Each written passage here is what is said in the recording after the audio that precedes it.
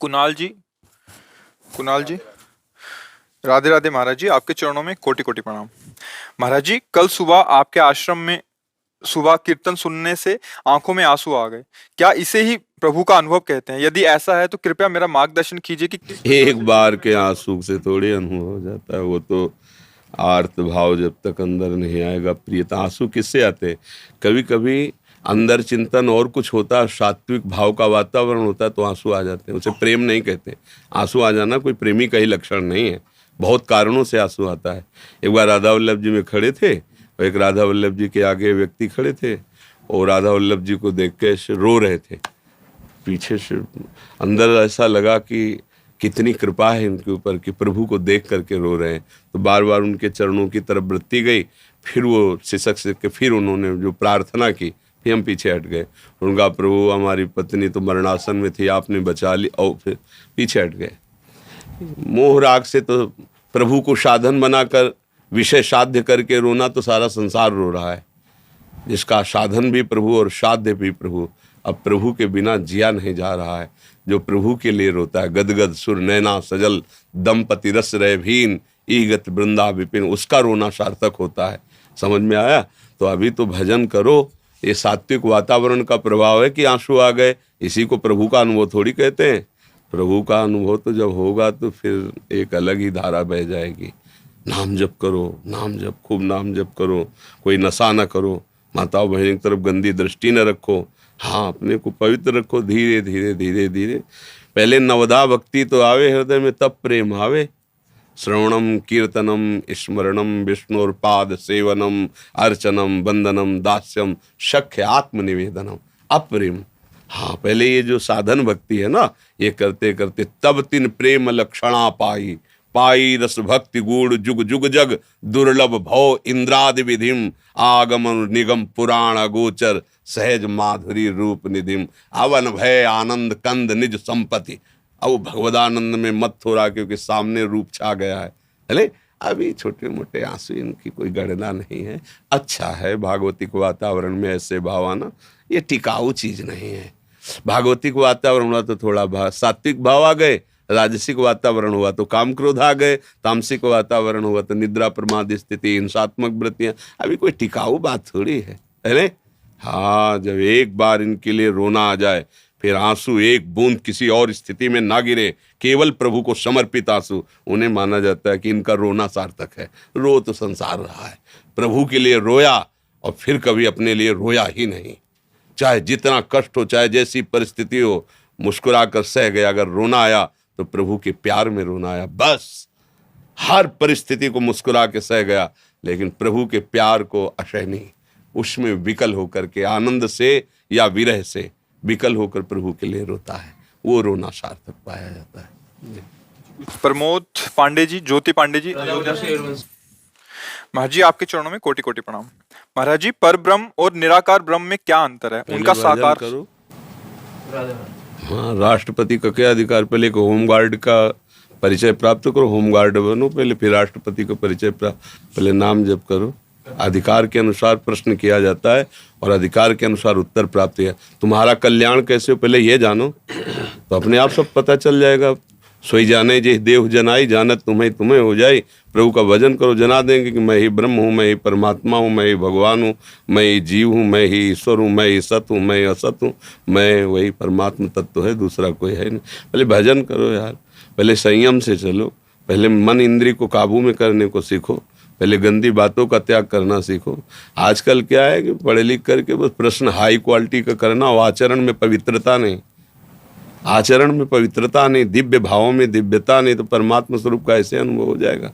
अरे थोड़ी रज लेके माथे पे लगाओ वृंदावन की, ऐसे सूखा माथा लिए फिर प्रश्न कर रहे हो ब्रह्म हो, पर ब्रह्म परमात्मा। तो पहले दासता लाओ। प्रभु के चरणों का आश्रय लेकर ही प्रभु को जाना जा सकता है। बुद्धिगत प्रभु कोई प्रकृति की वस्तु थोड़ी है कि जैसे हम संसारिक वस्तुओं की व्याख्या कर सके, ऐसे परमात्मा को अपनी बुद्धि, वो अतर्क है मन बुद्धि से। हाँ, जब हम दैन्यता से भजन करते तो हमारी बुद्धि में प्रकाशित हो जाते हैं। दूसरों न कोई, इतनी बात समझ लो, दूसरों न कोई, एक ही परम तत्व है। उसी को विविध नामों से पुकारा जाता है, चाहे उसे ज्ञानी जन ब्रह्म कहें, योगी जन परमात्मा कहें, भक्त जन भगवान कहें, रसिक जन लाडिले लाल कहें, वही है, दूसरा कोई नहीं है। खूब भजन करो, अच्छे आचरण बनाओ, पहले आपके आचरण जगत मंगल करने वाले बने, आपका चरित्र पावन हो, आपकी इंद्रियां, आपका मन कुमार्गामी वृत्तियों से हटे, तब आगे की बात बनती। आनंद तब आता है जब हम एक नींव रखें अपनी आस्तिकता की, ऐसी नींव जिसमें पवित्रता, सत्यता, धर्म और आचरण विराजमान। समझ में आ रहा भैया? हाँ, खूब नाम जप करो, अच्छे आचरण करो, गंदी भोजन, गंदा दर्शन, गंदी वृत्तियों का त्याग करो, आगे का मार्ग खुद समझ में आ जाएगा।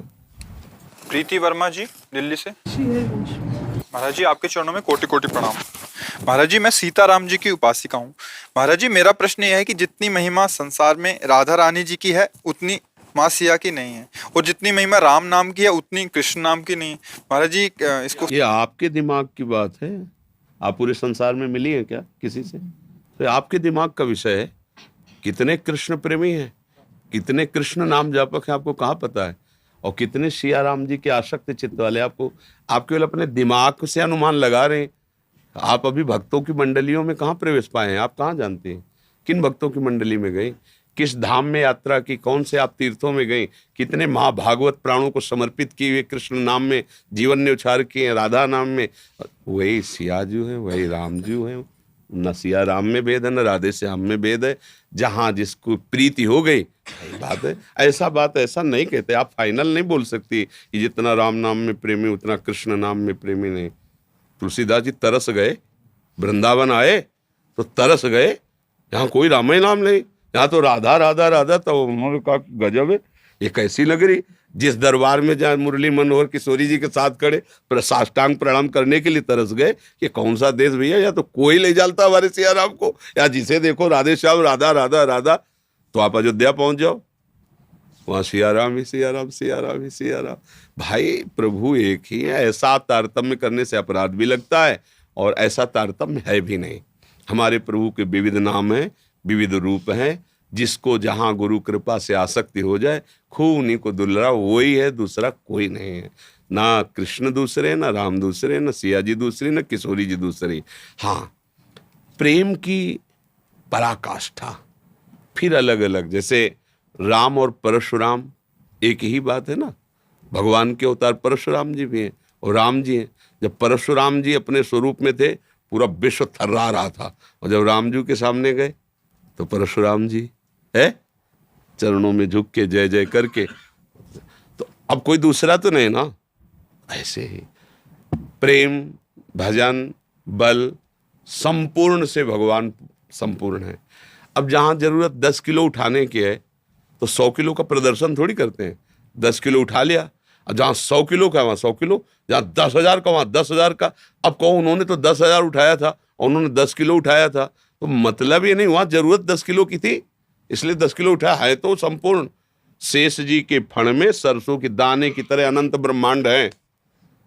अच्छा, वो भगवान गिरिराज जी उठा ले, कोई बड़ी बात हो गई। तो अपने लोग क्या है, गोस्वामी तुलसीदास जी से किसी भक्त ने विनोद में कहा कि आपके ठाकुर तो कितने 12 कला युक्त है। 12, हाँ 12। हमारे ठाकुर कृष्णचंद्र 16 कला से। तो आंसू आ गए। बोले आज हमें पता चला कि हमारे प्रभु 12 कलाओं से भी युक्त हैं। हम तो केवल राम से प्रेम करते हैं, कलाओं से नहीं। चुप हो गए सब। हम तो केवल राम से प्रेम करते हैं, हमारे राम प्राण धन है, जीवन। ये प्रेम का विषय बड़ा छोटा और अधिक। लोग अधिक तो माया को जपते, तो माया बड़ी हो गई क्या? न उतना राम को जपते, न कृष्ण को जपते जितना माया को जपते हैं। अगर लोगों से तारतम्य मिलाया जाए तो जितना प्यार पत्नी से करते उतना भगवान से नहीं करते, जितना भोगों से करते उतना भगवान से नहीं करते, तो भोग ज्यादा हो गए ना। इस तारतम्य से निर्णय भक्ति का नहीं होता कि किसके ढोल ज्यादा बज रहे। हाँ, तो भाई ये बाहरी दर्शन से हम भक्ति का निर्णय नहीं कर सकते। ये तो बहुत ही मतलब उपहास की बात हो जाएगी। ऐसे नहीं। प्रभु के सब नाम प्रिय, प्रभु के सब रूप प्रिय। प्रभु वही है, जहां जितनी लीला की आवश्यकता हो उतना दिखाया है भगवान ने। भगवान इतने सामर्थ्यशाली, आप समझो कि अनंत ब्रह्मांडों को अपने फण पे शेष रूप में एक दाने की तरह रखे। वो भगवान गिरिराज जी उठा रहे हैं। समझो। और वही भगवान जिन्होंने गिरिराज उठाया, नंद की डेहरी नहीं पार कर पा रहे। बाल गोविंद ऐसे घुटनों के बल होते हुए बाबा की डेहरी पे गए तो मोटी डेहरी महल की और लकड़ी की होती थी पहले, मोटी डेहरी, डेहरी पूजन होता था, ऐसे मोटी डेहरी। अब चढ़ गए, छाती तो ऊपर हुई, पैर श्री चरण ऊपर उठ गए, अब आगे हाथ नहीं जा सकते क्योंकि छोटे गोपाल जी हैं। अब रो रहे हैं, ना इधर ना उधर। कौन? जिन्होंने एक पग में ब्रह्मलोक तक नाप लिया था, जरूरत पड़ी तो नपना कितना बड़ा हो गया। अब नारद जी आए थे दर्शन के लिए, नारद जी ने देखा, दौड़ पड़े बीणा धर, बोले नहीं तुम दूर रहो, ये सुख हम यशोदा मैया को देने के लिए कर रहे हैं। माँ माँ माँ दौड़ के आई, दासियों पर बिगड़, अरे मेरा लाला गोद में उठाया, ऐसे छाती से नारद जी देखते रह गए। तो अब कह दो कि ये बाल कन्हैया डेहरी भी नहीं पार कर पा रहे हैं, ये सुख देने के लिए। सामर्थ्य कितनी है, शेष जी के सर पर सरसों के दाने की तरह रखा है, कोई फर्क नहीं पड़ रहा। अनंत ब्रह्मांडों का वजन, मतलब असीम अनंत सामर्थ्यशाली भगवान का जैसे स्वरूप है वैसे ही नाम है। राम बोलो, हरि बोलो, कृष्ण बोलो, सब उन्हीं के हैं। अब जिसकी जहां रति हो गई, जिसको जिस नाम से प्यार हो गया, अब आप जैसे आप राम जापक हो, राम नाम जापक हो, तो आपके लिए राम नाम ही सर्वस्व होना चाहिए। बस जम जाओ, उत्तम के बस असमन माही, सपने हुआन पुरुष जगनाए। मेरे लिए तो मेरे प्रभु ही सब कुछ है, और जो प्रभु गुरुदेव ने दिए हैं उन्हीं के नाम रूप में अपना जीवन समर्पित। छोटाई बड़ाई महिमा प्रसिद्धि ये तो सब बेकार की बातें हैं। अगर कोई राम नाम ना जपे तो हम राम नाम की महिमा नहीं जानेंगे क्या? हम राम नाम नहीं जपेंगे क्या? बहुत लोग जप रहे हैं इसलिए हम जप रहे हैं क्या? अरे हमारा पर्सनल प्रेम है प्रभु से। कोई जपे या ना दे, कोई तो गाली दे रहा है तो हम भी देंगे क्या? कोई अपमान कर रहा है, कोई कुछ कर रहा है, तो हम उससे क्या प्रभावित होंगे क्या? क्या तुम सच्चिदानंद को डाउन कर पाओगे क्या? अरे तुम अपना ही नाश कर रहे हो। तो हमको अपनी भक्ति देखनी है, हमारे गुरुजनों ने जो हमें उपदेश किया हमें उसके अनुसार चलना है। देखो 1 करोड़ संसारी आदमी बोले और एक महात्मा बोले तो 1 करोड़ की समानता, मतलब एक उस महात्मा की वाणी से 1 करोड़ की समानता नहीं की जा सकती। भैया 1 करोड़ बोल रहे इनकी बात मान, नहीं, ये विषय सेवन करने वाले, इनका अनुभव 1 करोड़ का ठीक नहीं, लेकिन एक निर्विषय भगवत प्राप्त महात्मा बोल रहे उसकी बात माननी है। अगर एक भक्त बोल रहा है तो पूरा विश्व एक तरफ, भक्त की वाणी है एक तरफ, हमें भक्तों को देखना है। तो अगर आपको देखना है तो भगवान ने जहां जहां अवतार लीलाएं की हैं वहां का रंग है। आप जाओ चित्रकूट, जाओ अयोध्या, जाओ, देखो कैसे राम भक्त हैं।